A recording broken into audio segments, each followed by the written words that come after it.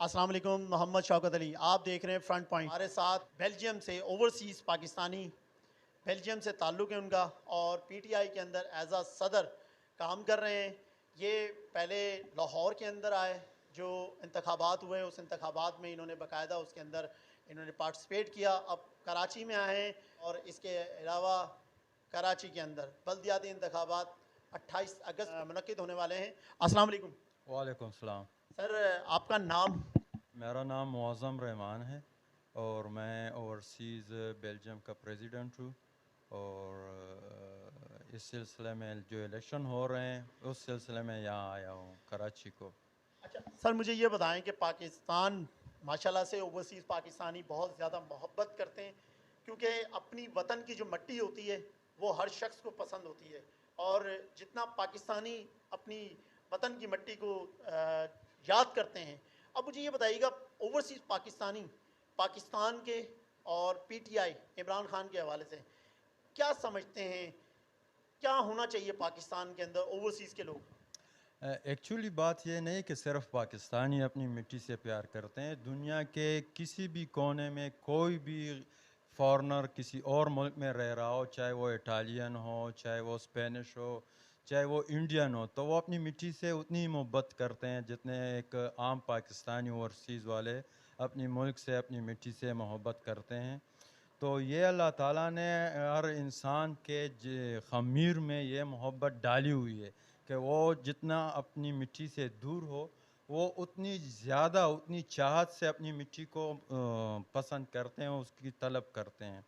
तो यही अलमिया हमारे साथ भी है। जितने पाकिस्तानी ओवरसीज़ में रहते हैं वो उनका जिस्म तो ओवरसीज़ में है, पाकिस्तान से बाहर है, लेकिन उनका दिल जो धड़कता है वो पाकिस्तान के लिए धड़कता है, पाकिस्तान के साथ धड़कता है। तो इन दोनों का एक बहुत गहरा ताल्लुक़ है, बहुत गहरा कनेक्शन है, जिसको कोई भी ख़त्म नहीं कर सकता है, चाहे हुकूमत हो या कोई गैर मुल्की हुकूमत हो। तो ये रिश्ता शुरू से अबद से जारी और आखिर तक ये रिश्ता कायम रहेगा, प्यार मोहब्बत और चाहत का। तो इसलिए ये तो एक बात। दूसरी बात ये हो गई कि पीटीआई से जो मोहब्बत और चाहत का ताल्लुक़ है, तो पीटीआई से इसलिए लोगों ओवरसीज़ का स्पेशली ताल्लुक़ और चाहत प्यार बड़ा है, क्योंकि वो लोग इनको पाकिस्तान की सियासत को एक दूसरी ऐनक से एक दूसरी नज़र से देखते हैं और वो इन सारे मफादात सब चीज़ों से बालातर होकर देखते हैं कि पाकिस्तान में क्या हो रहा है। अब पाकिस्तानी सियासत पर उनका बहुत गहरा नज़र है। अगर यहाँ पर कोई अच्छा हो रहा है तो वो उनको अप्रिशिएट करते हैं, अगर कुछ बुरा हो रहा है तो वो उनको क्रिटिसाइज़ करते हैं। अब पाकिस्तान की जो सियासत है उसमें अब्रप्टली बहुत तेज़ी से तब्दीली आ रही है, जिसको वो देख रहे हैं और अपनी आज़ाद राय का इजहार कर रहे हैं। तो पीटीआई से उनका ताल्लुक़ या प्यार और भी बढ़ रहा है। जो वाक़यात उनके साथ हो गए, जिस तरीके से ख़ान साहब को निकाला गया, हुकूमत उनसे छीनी गई, तो ख़ान साहब उस जद्दोजहद के लिए तो आगे बढ़ रहे हैं और ओवरसीज़ के जितने भी पाकिस्तानी हैं वो ख़ान साहब के साथ इस जद्दोजहद में शाना बशाना उनके साथ खड़े हैं। वो क्या कहते हैं कि आज़ादी दी नहीं जाती है बल्कि आज़ादी छीनी जाती है। तो ये मज़दाक हम सब पर है कि भाई हमने ये आज़ादी हासिल करनी है, चाहे हमें छीननी क्यों न पड़े। तो हम इस जद्दोजहद में ख़ान साहब के साथ शाना बशाना खड़े हैं। अच्छा, मुझे ये बताइएगा, ओवरसीज़ पाकिस्तानी पाकिस्तान को किस नज़र से देखते हैं कि क्या पाकिस्तान के अंदर जो तब्दीली आ रही है, जिस तरीके से एक वेव चल रही है, इमरान खान का बयानिया जो है लोगों के अंदर मकबूल से मकबूल होता जा रहा है, क्या इसी तरह ओवरसीज़ के अंदर भी लोगों के अंदर इसी तरीके से मकबूल होता जा रहा है? असल में आप देख ले कि देखिए ये बयानिया है क्या। अगर बयानिया हक और सच और बातिल के दरमियान हो तो हक और सच का बयानिया जीतेगा। अगर बयानिया करप्शन और न करप्शन करने वालों के दरमियान और करप्शन से पाकिस्तान के दरमियान है तो करप्शन से पाकिस्तान का बयानिया जीतेगा। झूठ और मुनाफिकत का बयानिया हो तो वो हारेगा। تو اس وجہ سے اوورسیز ان سب کے جتنے لوگ ہیں وہ ان کو بہت کیئرفلی واچ کرتے ہیں کہ بھائی ہو کیا ہو رہا ہے پاکستان میں. جو تبدیلی پاکستان میں آ رہی ہے وہ اس نقطہ نظر سے اہم ہے کہ اس کے لیے پاکستان کے جتنی پارٹیاں ہیں وہ ایک طرف ہو گئی ہے, وہ خان صاحب کے خلاف ہو گئی ہے, چاہے وہ سیاست ہو یا صحافت ہو, چاہے الیکشن کمیشن ہو یا بدقسمتی سے مجھے الفاظ تو ادا بھی نہیں کرنے چاہیے لیکن جو عدلیہ لوور جوڈیشری ہے وہ بھی ان کے ساتھ ملی ہوئی ہے تقریباً. تو اس لحاظ سے خان صاحب کا جو بیانیہ ہے وہ جیت رہا ہے. ہم اگر کوئی اور بھی بندہ ہوگا جو حق سچ کے لیے آواز اٹھائے گا, جس کے بیانیے میں منافقت نہ ہو, جس کے بیانیے میں کرپشن فری پاکستان ہو, تو ہم کرپشن فری پاکستان کے بیانیے کو سپورٹ کریں گے.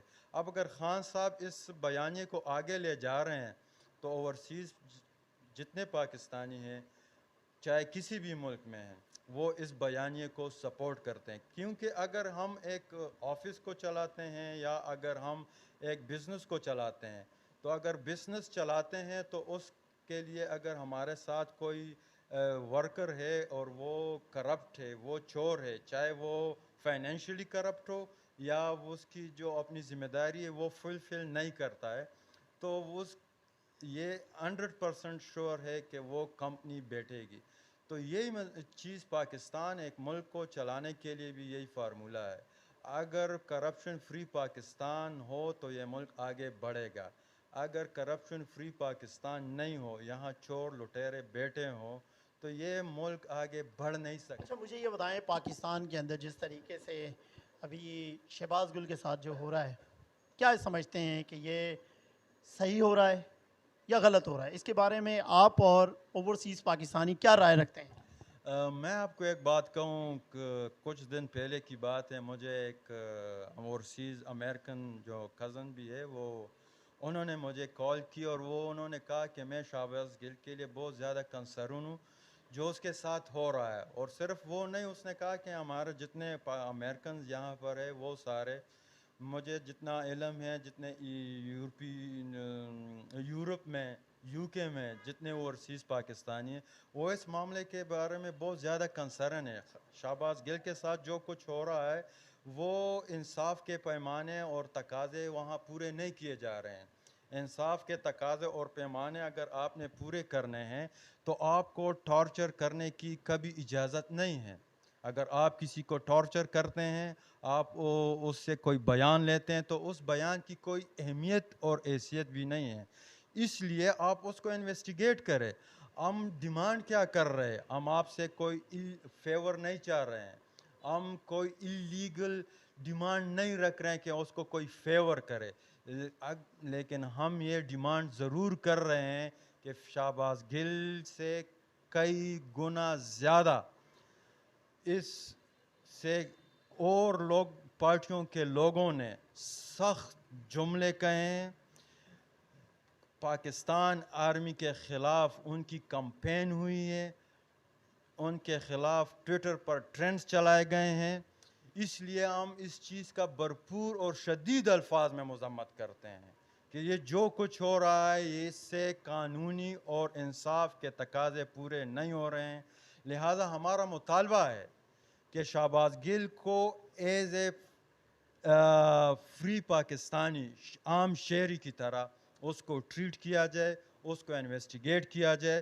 اس نے جو الفاظ کہے ہیں وہ ساری عوام کے سامنے ہیں, وہ میڈیا پر کہے گئے ہیں. تو پھر وہ کون سا موبائل ہے جو اس موبائل کے پیچھے اس کی ڈرائیور کی بیوی, اس کی ڈرائیور کی بیوی کے 10 مہینے کی بچی کو نہیں چھوڑا جا رہا ہے؟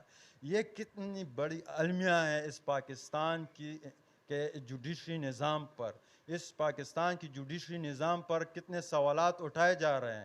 اب ہمیں کون سا سبق دیا جا رہا ہے کہ ہم اس مٹی سے پیار کرنے والے لوگ ہیں, اس ملک کو بنانے کے لیے ہم سوچتے ہیں, اس ملک کو آگے ترقی لے جانے کے لیے اپنے فورن ریمیٹنسز بیچتے ہیں, لیکن ہمارا تعلق اسی پاکستان سے, تو ہمارا بھی یہ حق ہے کہ ہم حکومت پاکستان سے, جوڈیشری سے, اور جو مقتدر حلقے ہیں آرمی چیف سے, یہ ہمارا مطالبہ ہے کہ آپ کے خلاف چاہے شہباز گل ہو, چاہے مریم نواز ہو, چاہے نواز شریف ہو, چاہے ایاز صادق ہو, چاہے خواجہ آصف ہو, چاہے کوئی بھی ہو, چاہے پی ٹی ایم کے لوگ کیوں نہ ہوں, چاہے آصف زرداری صاحب ہو, اینٹ سے اینٹ بجانے والا جو انہوں نے بیان دیا تھا, اس کے لیے انہوں نے کیا کیا ہے. سب سے پہلے ہم یہ مطالبہ کرتے ہیں کہ ان کو بھی اس کٹہرے میں لایا جائے جس کٹہرے میں وہ شہباز گل کو لائے ہیں. جس طریقے سے شہباز گل کو ٹریٹ کیا گیا ہے, ہمارا یہ مطالبہ ہے, ہم ڈیمانڈ کرتے ہیں کہ اب تب تک ہم چین سے نہیں بیٹھیں گے جب تک ان لوگوں کو بھی انصاف کے اس کٹہرے میں نہ لایا جائے.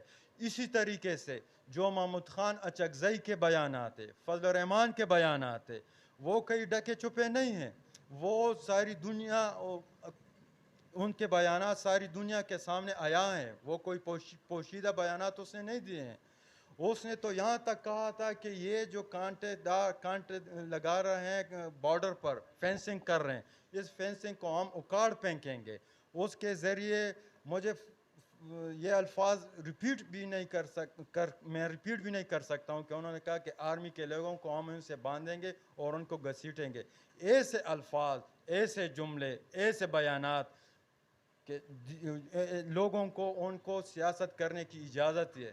آج وہ سب لوگ حکومت میں بیٹھے ہیں اور وہ محب وطن جنہوں نے ان سب کے سامنے ڈٹ کر مقابلہ کیا, وہ آج سڑکوں پر ہیں.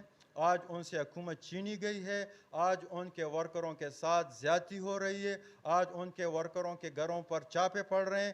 25 مئی کا جو ثانیہ لاہور میں, پنجاب میں, کراچی میں, پورے پاکستان میں جو واقعات ہوئے, گلگت بلتستان کے وزیر اعلیٰ کے ساتھ جو کچھ کیا گیا ہے 25 مئی کو, وہ بھولنے والے واقعات نہیں ہیں. ہم اس کی بھی شدید مذمت کرتے ہیں اور ہمارا یہ مطالبہ ہے, خان صاحب سے بھی یہ مطالبہ ہے کہ بیانات کی حد تک اب رہنا نہیں ہے, اب ایکشن کا ٹائم ہے.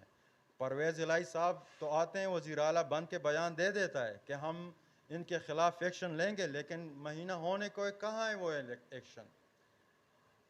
ایکشن نہیں ہو رہا ہے. بیانات اب نہیں چاہیے, ایکشن ہونا چاہیے. اچھا, جیسے کہ ابھی فنڈنگ جو اس ٹائم عمران خان کے سر پہ لٹک رہی ہے, نااہل کرنے جا رہے ہیں, اس کے حوالے سے آپ کیا کہتے ہیں؟ کیا وہ واقعی فنڈنگ جو ہے ممنوع فنڈنگ ہے؟ دیکھیے بات اس طرح کہ جو ممنوع فنڈنگ کا کیس چل رہا ہے کورٹ, الیکشن کمیشن میں اور اس کو ہم پی ٹی آئی والے کنٹیسٹ کر رہے ہیں, ہائی کورٹ اور سپریم کورٹ کو وہ جائیں گے.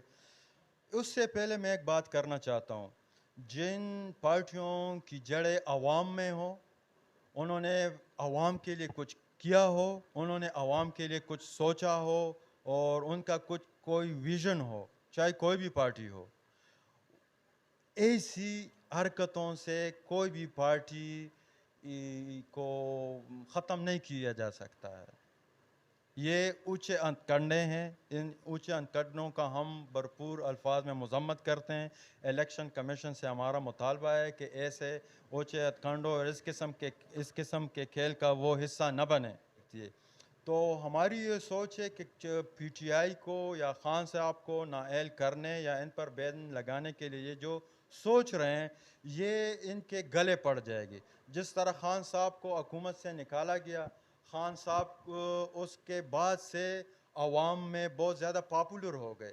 لاہور کا الیکشن ہو یا پورے پنجاب میں الیکشن ہو, اس سے پاکستان پی ٹی آئی اور خان صاحب کی مقبولیت بڑھی اور انہوں نے 20 میں سے 15 سیٹیں جیتے.